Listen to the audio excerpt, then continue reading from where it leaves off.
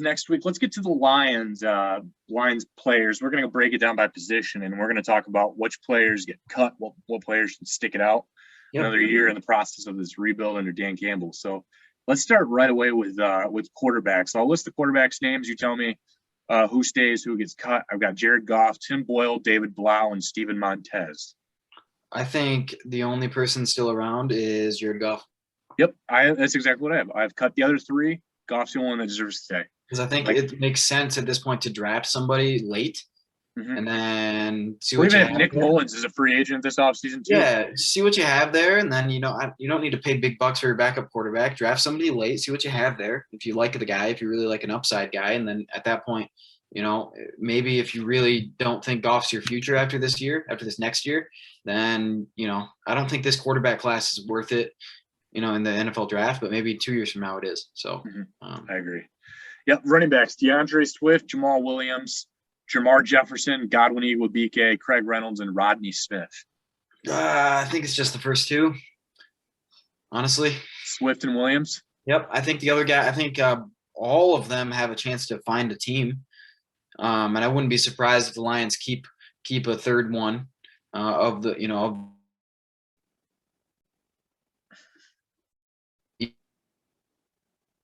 and Craig Reynolds, but I just don't think. I know Craig Reynolds has had a lot of run here lately and been really good, but to me, you got to look at the whole big picture here, and to me, that doesn't necessarily mean he deserves a roster spot. Now, if he goes out there and kills it again in the offseason and in camp, then maybe you give him a third running back spot, but I think it's just gonna be Swift and Williams. Yeah, and it depends again if they're going to shape the offense and get rid of Cabinda. I guess I could have mentioned Cabinda, which I believe they're going to cut. I think this is Cabinda's last year too. Agreed. But if they do that, then maybe they just keep 4 running backs.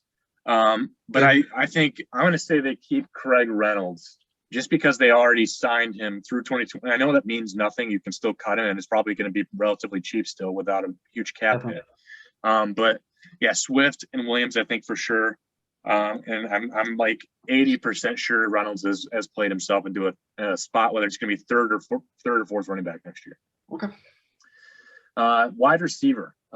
We'll start with Josh Reynolds, Quintez Cephas, Amon-Ra St. Brown, Khalif Raymond, Trinity Benson, Kadero Hodge, Tom Kennedy, Geronimo Allison, Javon McKinley. Literally just the first 4. So you think you're keeping Khalif Raymond yet? I keep Khalif Raymond because I think his ideal role is more of a special teams guy. And, if he's the third or fourth – I'm hoping what they do is they go out and get another guy or two.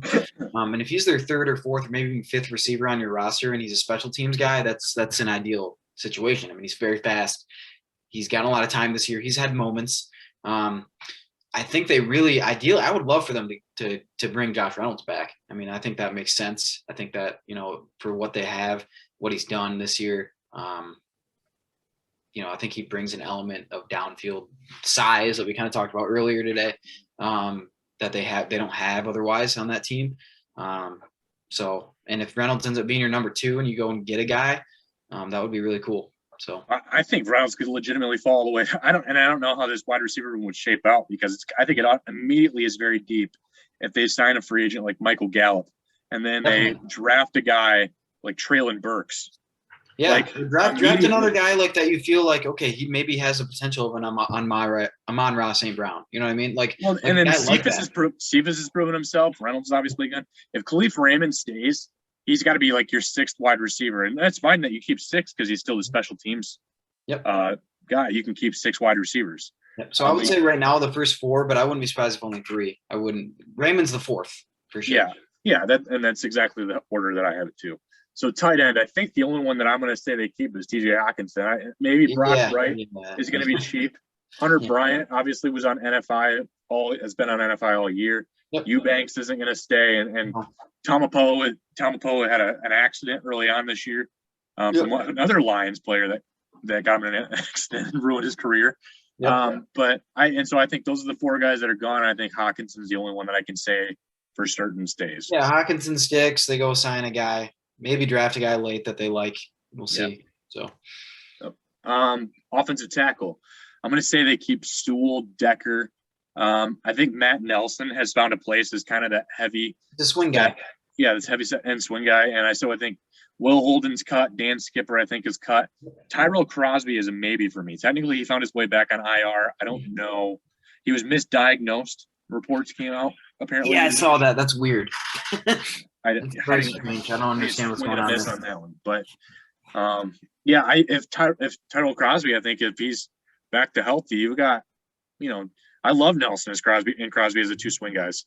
Yeah, and Crosby can at least play guard too if you need him. Yep, you can move him around. You can move Crosby inside if you need to. You need some depth there too. Obviously, you have two very good tackles to start. Mm-hmm. There were talks of even like considering trading Decker. I think that was when they were in a little bit of a tailspin. I don't think that makes sense at this point. You can just this is the position group that you build around at this point.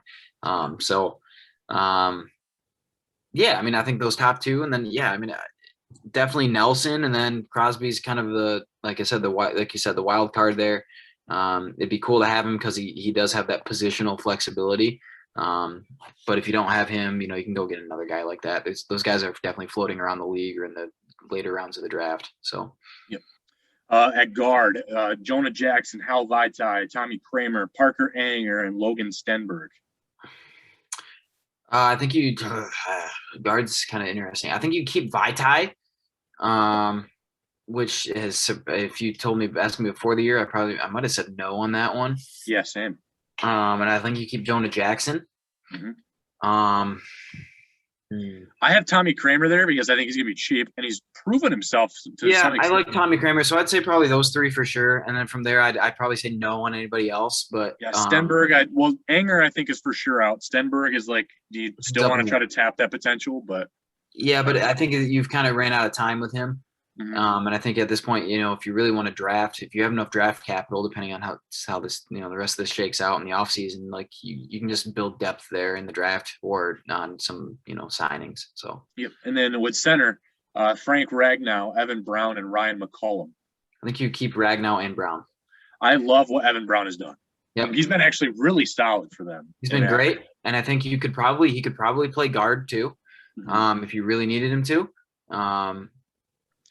And if that's not an option, then you need to trade him because I think he's built even enough clout now in Ragnow's absence. And Ragnow's arguably the best center in the league. So, if you're not going to have a spot for Evan Brown, then maybe it does make sense to trade him anyway. Even if you think like, hey, it'd be cool to keep this guy around. He's not going to get on the field if he's not going to play guard. So, in the end, you're trying to find your best five, and then you figure it out from there. Brown might be. He might be the best five if you put him at guard. I agree. I think he is. He is. So kicker, Riley Patterson, Austin Siebert, and Eldrick Rosas. I think they just get a different kicker, if I'm being completely honest. Patterson's the possibility because he's been pretty good late, but I don't think this organization point has shown any intensity to hold on to kickers, so I think they just have a different kicker next year. Okay. Yeah, Riley Patterson's he hasn't missed a single extra point or a field goal yet this year. Siebert for sure, Rosas done. See if they can sneak onto another team. But Patterson he's never done anything at a successful level. And even when he was at Memphis, he was a 77% field goal kicker in Memphis. He was 8 of 17 from 50 plus. So that doesn't jump out at me as I think sooner than later at some point, maybe even the season, he's going to have a game where he goes 1 for 4 and we're gonna be like, okay, well, I'm done with this. Yeah. He's been great, and maybe he just found it this year, and that's awesome. But I think kickers are kind of a dime a dozen, other than the top, 5-6 guys in the league.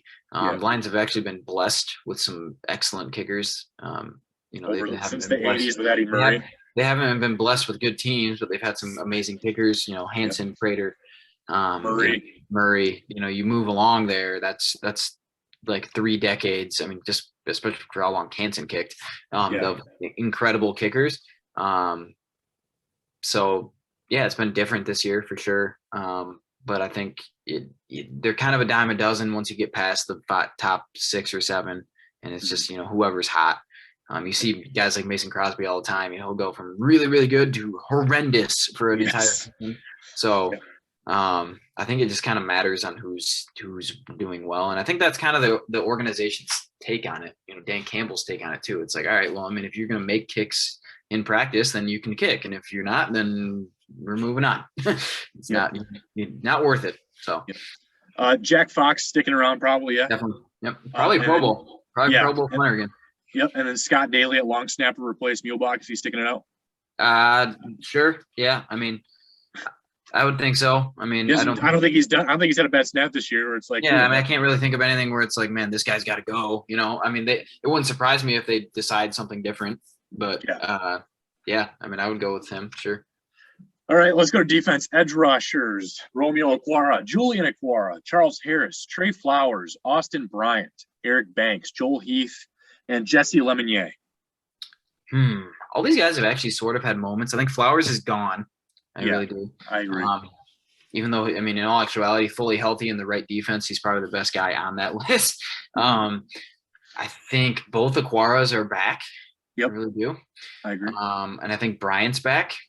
How about Charles Harris? Charles Harris is the wild card to me, but I do think they bring him back. It's going to be because they're going to have to re-sign him, and based on his performance this year, I think he's going to cost a little bit more. Obviously, he's going to cost a little more. He's been awesome, but I think just from a buy-in standpoint, I think they can probably find a way to get him back on a relatively team-friendly deal. I don't think you're going to have to pay him an arm and a leg, obviously. So I think those four. So Austin Bryant's technically I'm listed as a no right now. I haven't got Flowers, Bryant, Banks, Heath, and Lemonnier.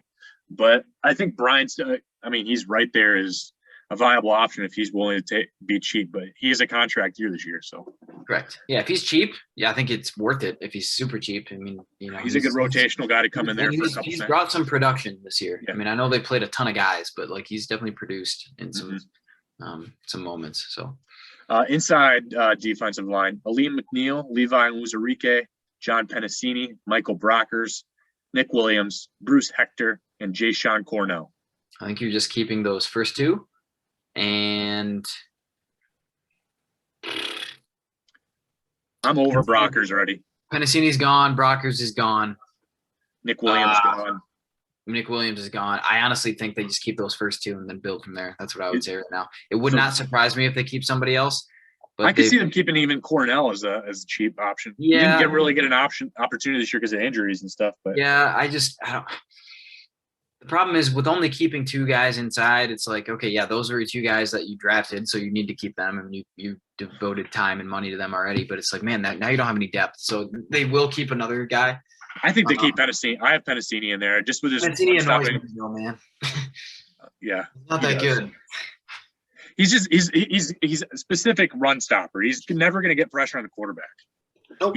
He plugs his hole, he plugs his gap, and he holds it until he gets that tackle. So he's had games where he's had really high, ratings because of his run stopping ability. But if you want a guy that's going to be more of a dual threat, then I can see why you move on from him. Linebacker: Alex Anzalone, Derek Barnes, Josh Woods, Jalen Reeves-Maybin, Sean Dion Hamilton, Devontae Beckett, Curtis Bolton, Anthony Pittman, and Rashad Berry. I think they keep the first three there, or maybe not first three, but he said Anzalone. I think they bring back Barnes. I think they bring Barnes, and then I said Josh Woods third, and then I said Jalen Reeves-Maybin fourth. I'm not gonna have them bring back Woods. Definitely Reeves-Maybin, and I think this is an area of opportunity both in the draft and signing here. I think if the draft ball is right, as of right now, if I had my ideal draft lineup to where they could fall, I'd like Aiden Hutchinson first. Yeah. I would like Devin Lloyd at the Stafford pick. Yeah. And then I think I would take, and I wouldn't even hit, it depends. If Traylon Burks, if he falls, I might lean towards that. But then you also go back and forth on maybe your 33rd pick in the draft can be Jaquan Brisker or, Jahan Dotson. Any one of those Penn State guys jump out to me. Or you can, if you get Traylon Burks at the Stafford spot, maybe Nakobe Dean. Nakobe Dean's been awesome this year. Yeah, so I kind of have like the edge linebacker / safety and wide receiver. I think those have to be the first targets. Definitely. I think you need a guy that is more of a sideline to sideline guy, maybe more of an outside linebacker guy that can kind of fit that. I think Anzalone's kind of controlled the middle of the defense. Reeves-Maybin's been really good too. Derek Barnes is learning and he's had his moments, and I think they definitely need to play him more. But he's been kind of really good pick, if we're being honest. I mean, that's worked out to this point. But I think if you get more of just kind of that rangy guy that can kind of maybe cover some tight ends in certain situations too, I think that makes sense. So. Yep, I agree with that. So I actually do have them keeping Josh Woods though. Now whether that means I think he's just cheap. I think he's going to call, and in the limited time that he's been this year, kind of filling in whether it's COVID or injuries, it seems like he's been solid. He's been fine. You don't want to sit there and be like, what is Woods doing every play? So that's kind of where I'm at. And I think that's why I'm like, as a depth guy, you do need depth guys to stick around. So I say that. And then, Jalen Reeves-Maybin's a guy that he might, who knows what he's going to cost. I don't know. I don't know if he's playing better though. He's really getting after it, and I think he's a playmaker. He always had high upside. It was injury concerns at Tennessee with him. Definitely. So Sean Dion Hamilton's another guy. It's like I've really liked him going into the season, and then injuries. Yeah, so, I think you gotta kind of come on. Now, corner is going to be really interesting, and secondary in general actually could be very interesting. Yeah. Akuda, Mani Arawari, Jerry Jacobs, Ifeatu Melifonwu, AJ Parker, Bobby Price, Mark Gilbert, Nickel Roby-Coleman, Corey Ballentine, and Parnell Motley. They've had a ton of guys there. I think they keep the first four for sure. You got to keep Akuda, obviously. Yep. Arawari is third in the Arawari has been awesome.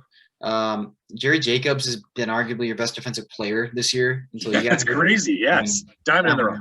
If you're being completely honest. And then I think Melifonwu has shown moments when he has been on the field. He's been hurt a lot. So, I think he's got some positional flexibility a little bit too, where if you need him to be a safety, he probably could down the road. I know they've had him at corner mostly this year. So I think you definitely keep those first four. After that, I like AJ Parker, honestly. I still like if he's a depth guy. So I've got him on there as a backup as well. But that's it at that point. I think, from there, they either go out and get another depth guy as a corner from signing a guy, or you draft a guy late. So I didn't hate Mark Gilbert either when he's had his opportunities. Bobby Price has not found his identity, and they kind of messed around with him as a safety and a corner.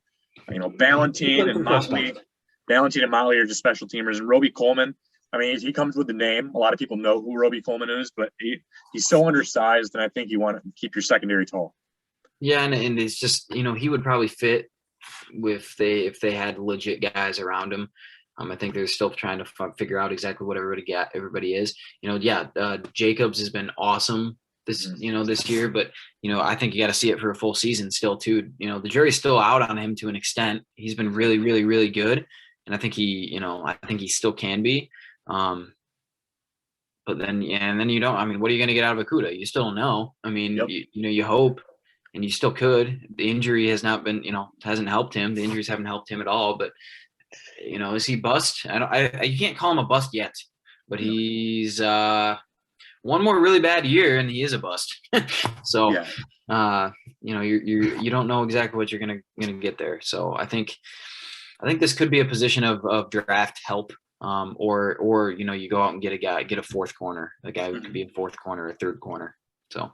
I actually I kind of say I don't even know if I want to touch corner this year. I just not a great draft for you either.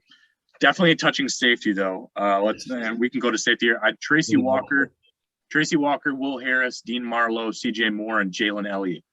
I think you keep Tracy Walker, and arguably that might be it. Dean Marlowe. I have CJ Moore because he's a good gunner.